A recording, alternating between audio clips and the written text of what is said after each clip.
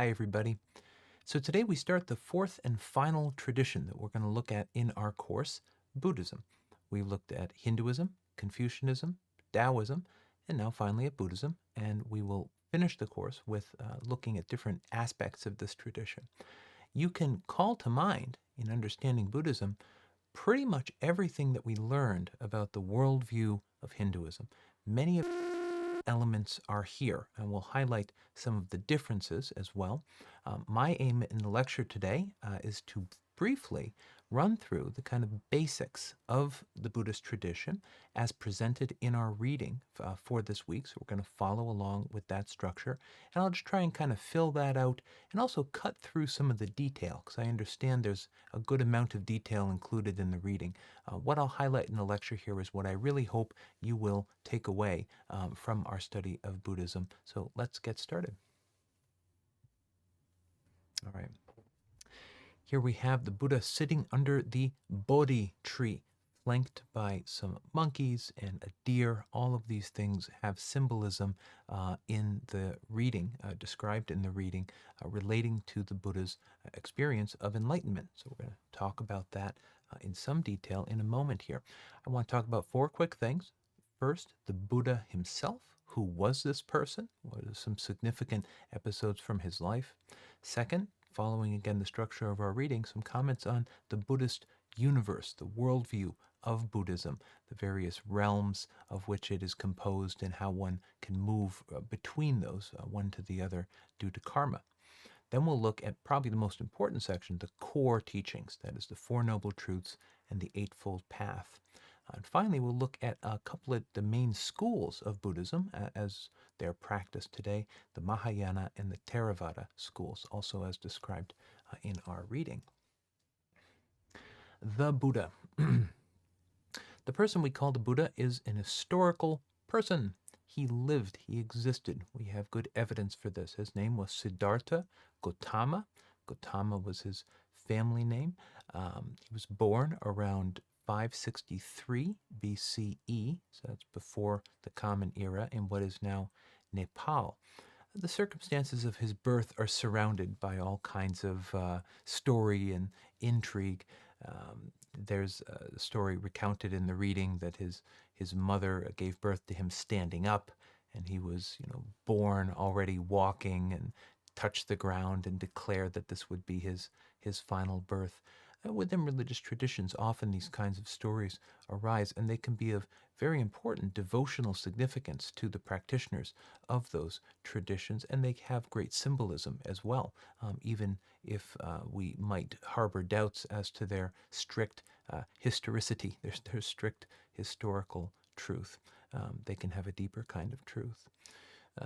We also are told the story recounted in the reading of the fortune teller, who is said to have told Siddhartha Gautama's parents that he would either be a great leader of all the kingdoms of the world or a great religious leader, leading many people to liberation, with moksha or enlightenment. His father, rather keen to have the former of those, that he should be a leader of kingdoms of the world, tried to keep him away from the realities of life, especially the big three, old age, sickness, and death. So he grew up in luxury, in a kind of isolated environment with everything he could possibly want. This was broken when, on a certain occasion or several occasions, depending on the version of the story, he experiences what are called the four signs, or the four passing sights, sometimes they're referred to as. He goes out on a chariot, and he's riding around in his father's estate, and he sees an old man. He says to the charioteer, "Well, what's that?" The charioteer says, "Well, that's old age, sir." Right? Then he sees, on either the same or another occasion, a sick man, and then he sees a corpse. In each case, he asks, "What is this?" And this is basically blowing his mind, right? It's opening him beyond this life of luxury that he had. Finally, he sees an ascetic. That is what we called in Hinduism a sannyasa, right? A person who is renounced the world and is practicing meditation and seeking enlightenment.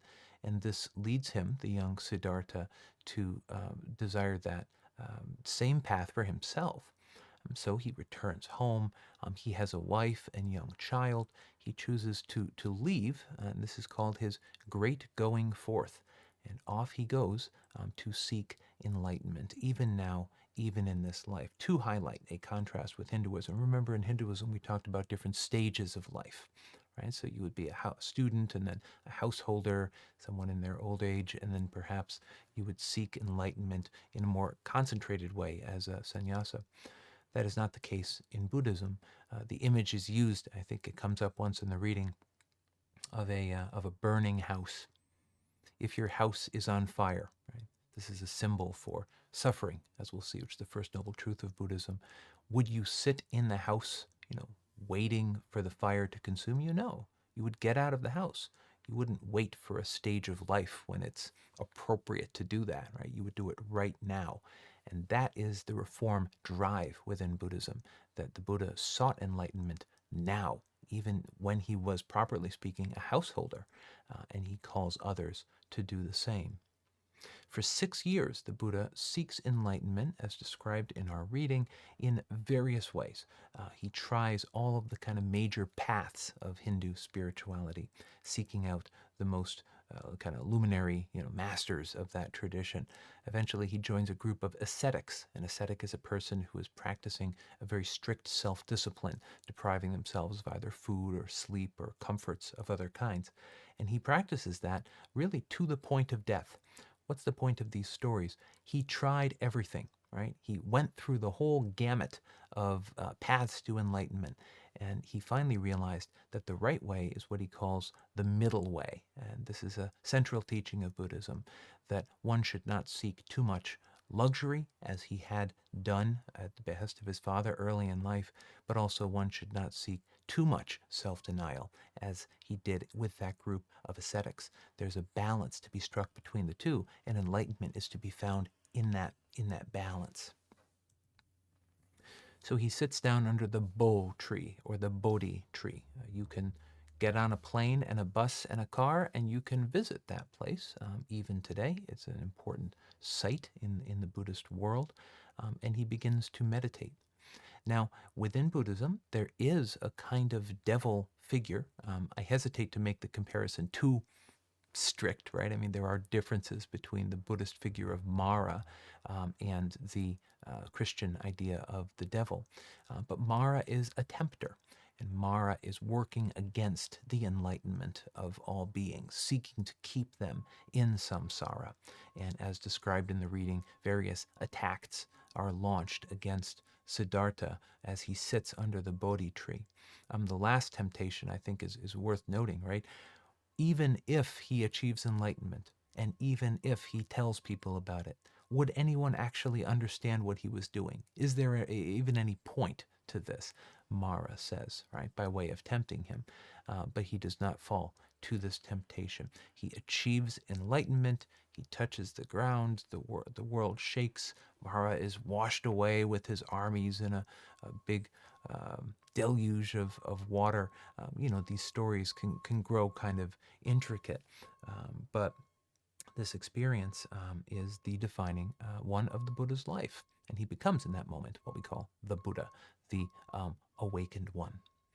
He returns to find his friends, his group of ascetics that he was practicing with. And he says, in effect, hey guys, I found it, right? That thing you're looking for. And he preaches on that occasion what is called his first sermon in the deer park. This is a park with deer, like the animals, deer. And in that sermon, he outlines the Four Noble Truths and the Eightfold Path, which we will look to in just a moment after we talk about the structure of this Buddhist universe. He begins in that sermon, by the way, just the last point here, to turn what is called the wheel of the Dharma. Right? Now, in Hinduism, you recall, each person has a Dharma particular to their stage of life and caste. Within Buddhism, the term Dharma is used to refer to the whole of the teaching of the Buddha. There's one Dharma for all people. This is another element of reform in Buddhism, breaking down the differences between caste and stage of life and calling everyone at all stages of life to the same path. Let's talk a little bit about the Buddhist universe. We included that chapter in the reading. The physical universe in Buddhism is understood to undergo a long cycle, multiple long cycles of evolution and decline stretching over billions of years. It's a different vision than in the West, right? Now, from our Judeo-Christian tradition, you could say, the Abrahamic faiths, Judaism, Christianity, Islam, we have a notion of creation. There was a point of creation sometime in the past. History is now happening in between, right, including all of our lives, and then there will be some kind of judgment, apocalypse, conclusion, right? History is linear. Time is linear. It moves in a direction from forward to back. By contrast, the Buddhist view is of history and time as moving in cycles, cycles of evolution, flourishing, decline. This is similar to the kind of ancient Greek and many ancient worldviews. Really, that linear idea of time and associated idea of progress is something that comes very much out of the Jewish and Christian traditions, unlike others. There are 6 realms. So in Buddhism, there are lots of numbers, right? 4 truths, Eightfold Path, 6 realms, and each of those realms can be subdivided further to make for 31 possible destinations. I believe we'll have a little chart on this in a moment, taken from the reading. Delineating these realms, I mean, there are lots of ways of dividing them up, are what are called the 3 spheres of existence, namely that of sense desires, of what is called pure form, and of formlessness. So we're moving from sense desires to pure form to formlessness. We're kind of ascending, as it were, in a more and more awakened, enlightened state. Here we have a chart, and this will be up for you to refer to. It's also in the reading of the 31 realms divided into our 3 spheres. And the realm of humans here, the number 5 indicated on the left, is strangely one of the best for achieving enlightenment. In fact, as the author this week points out, if you're a god, you might be too kind of happy with your state to pursue enlightenment. And if you're in one of the lower realms, or certainly one of the hells, you might not have the energy or resolve to do so. So, as in Hinduism, rebirth is determined by your karma. Karma means very much the same as it does in Hinduism for our purposes. It's a kind of natural law, our author says here, akin to the law of gravity. And here are our criteria, right? Actions motivated by greed, hatred, delusion. These are bad. Greed, hatred, delusion. These are often pictured at the center of the wheel of samsara, right? This round of birth and death that is constantly turning, driven by greed, hatred, and delusion. By contrast, actions motivated by their opposites, non-attachment, benevolence, and understanding, are good. So once you flip those negatives into positives, you can seize up and stop from spinning this wheel of birth and death and achieve enlightenment. And as we said, different kinds of births make it easier or harder to achieve enlightenment. But one doesn't achieve enlightenment just by getting the best birth. Like, you can get the very best birth and you're still in the system, just as much as a being in hell, just as much as an animal or a person. Right? So let's talk about enlightenment, because that's the goal, right? The cosmology is just a picture of the universe. This is the practice, however. In Buddhism, there are 4 noble truths. The first is called the truth of suffering. The word for suffering is dukkha. This has led some people to claim that Buddhism is a very pessimistic religion. And in my opinion, this is not a justified conclusion. Dukkha means something like things are out of joint. They're out of joint. Think about your car, right? If you have a car. If one of the wheels is out of alignment, just a little bit out of alignment, right? Over time, that misalignment is going to cause an enormous problem in the car, right? It's going to make everything come apart. That's why we keep our wheels in alignment. Dukkha means that just by its nature, living in this round of birth and death is like having something out of alignment that eventually causes more and more suffering through greed and hatred and delusion, those three things. What is the cause of this? Why does this get perpetuated? Well, this is the second noble truth, that the reason for suffering is what is called desire. The word for this is tana. That's used in the reading. I don't have it in the image on the slide here. Tana refers to desire in the sense of grasping, holding on to things, right? I'm holding on to my youth. I'm holding on to my position. I'm holding on to my partner, right? I need it or him or her, right? I'm grasping them. That kind of grasping, Buddhism very pragmatically points out, will lead to suffering because everything changes constantly. Things are always passing out of our grasp. If we hold on to them as if they are permanent, as if we will never lose them, we will suffer.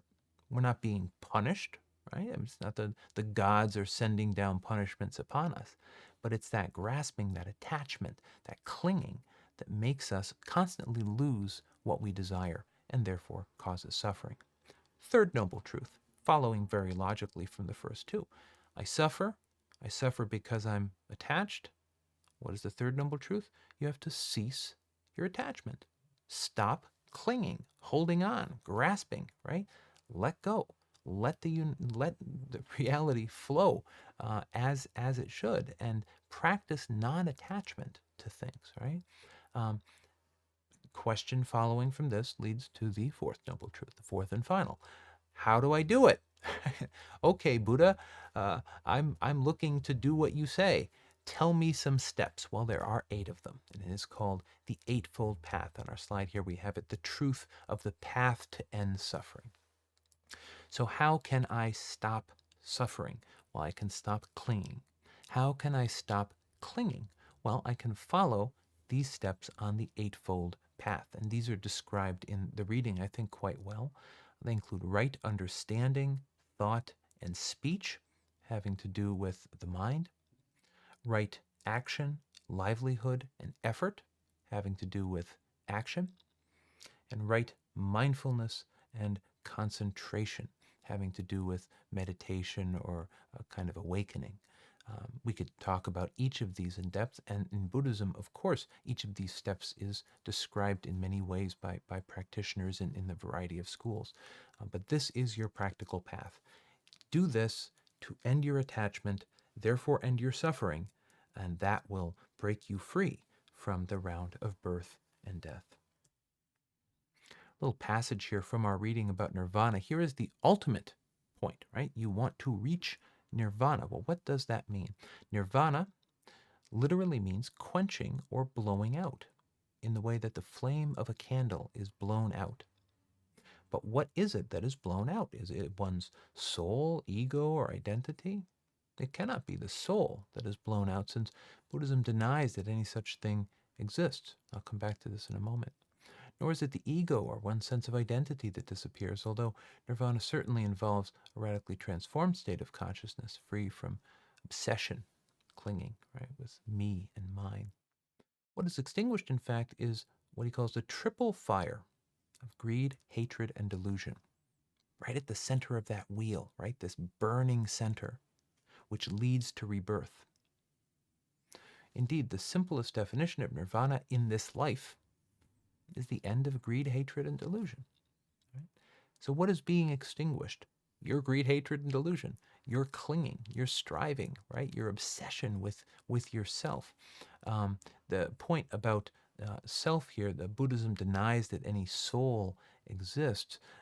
This is an important difference from Hinduism. Within Hinduism, recall, each being has an Atman, a soul, right? And that Atman is just a drop in the ocean of Brahman, this underlying substance that we emphasized. Within Buddhism, the teaching is that when considered deeply, each of us does not have a stable, separate self, right? That in fact, there is no core to each of us. Each of us is the product of a series of causal events that have led us to emerge in this form at this time, right? But there's not a kind of, in terms of the flame, it's not a thing that moves from life to life. It's rather a sequence of causal events. It's rather more complicated than we can get into in our course this week. Psychologically, and maybe that's the most important thing for us, we realize that there is no self, that what we are clinging to as our self, our identity, our achievements and position and everything else, is not finally ours in this profound sense. This helps us to achieve enlightenment. Last point of our four about the Mahayana and Theravada tradition. So within Buddhism, there are many different schools. We're looking at a tradition, 2,000, 2,500 years old. The two that are worth highlighting for our brief purposes here are the Mahayana and the Theravada. So within the early development of Buddhism, there emerged a movement known as Mahayana Buddhism. Maha means great, and yana means a vehicle, like a raft or a boat, right? Maha, you see, meaning great, even in the term Mahatma Gandhi, right? So Gandhi, whom we read, right? Maha Atman Gandhi, Mahatma. That's where we get the name, right? This is the same Sanskrit root, Mahayana Buddhism, the great vehicle. This was contrasted by members of that movement with what's called Hinayana Buddhism. And Hina means like little or itty bitty, basically. Right? It's kind of a term of derision. This was a way of Mahayana Buddhists kind of asserting their own, their movement is the best. It's the big vehicle for everybody. Today, among the many schools that were called Hinayana schools, the more traditional schools of Buddhism, the surviving one, and it's very important in Southeast Asia still, is Theravada Buddhism. What is different about Mahayana Buddhism? Basically this. Within traditional Theravada Buddhism and early Buddhism itself, what is the goal? You achieve enlightenment through meditation and practice, everything we've been talking about, and then you enter Nirvana. You cease to be. You leave the round of birth and death. Ciao, Bella. I'm out, right? I'm done. Mahayana Buddhism changes that up. Instead of the ideal of the arhat, that is the elder, the enlightened person who has achieved enlightenment and now will enter Nirvana, leave this round of birth and death, right? That's the old ideal. The new ideal is that the enlightened being would choose to remain in the round of birth and death as an enlightened being and do so for the good of all sentient, all self-aware beings, right? So there's a salvation, an emphasis on salvation. The bodhisattva, sattva means being, bodhi means awakened, like in Bodhi tree. The bodhisattva has such compassion and such loving kindness for all beings that he or she, again, chooses to remain in the round of birth and death in order to teach, in order to help others become enlightened. Here we have an image from the Theravada tradition, and a few notable things. First of all, the orange robes. The orange robes are very typical of Theravada tradition. Also, the images of teachers on the wall. This is a tradition that really emphasizes the chain of authority, the kind of, I had this teacher, who had this teacher, who had this teacher, and it's a very historical thing, leading back to the historical Buddha in its self-understanding. A third feature is you'll see that the two boys here are really quite young. They're very young. And within Theravada Buddhism, it is customary for children, if they choose or their parents choose, to enter into a monastic life quite young, rather than waiting for later in life, as is more common in the Mahayana tradition. Let me just say a bit more about Mahayana here, and then we'll wrap up. So within Mahayana Buddhism, the idea of the Buddha gets a lot bigger. Right? So the Buddha was Siddhartha Gautama, a guy who lived in 6th century BC, etc. What Mahayana Buddhism says is, this is much bigger than we thought, right? The historical Buddha is one instantiation of the Buddha. And there are many instantiations. In fact, there are three what are called bodies of the Buddha, right? So we have the earthly body, the Nirvana Kaya. This corresponds to Siddhartha Gautama, his historical existence, right? The heavenly body. This is the body of the Buddha which continues to exist in some mysterious way that goes beyond what we can talk about this week, but it's the higher body of the Buddha.